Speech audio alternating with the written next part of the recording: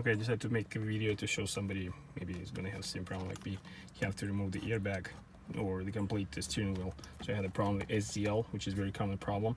There are lots of problems. For example, my shifter was bad, and but usual problem is steering angle sensor. You have to remove it for that. Anyway, to remove it, what you need to do, there are two. Let me show you if you can see those holes. There are T30. You need T30 screwdriver, just like, let me show you. I bought just today a screwdriver like this from AutoZone, whatever, just any. So okay, there are two screws on this side, on that side. You remove the airbag. Make sure you don't break those contacts. You need a flat screwdriver, and there are catches on the sides. So you open it, you remove the screw, you remove the airbag, then of course you remove this bolt, it's T15 I believe, T16, then the whole steering comes off, and then everything is pretty simple.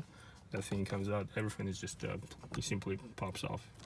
All right, disconnect this guy too. This is the connection, and that's about it.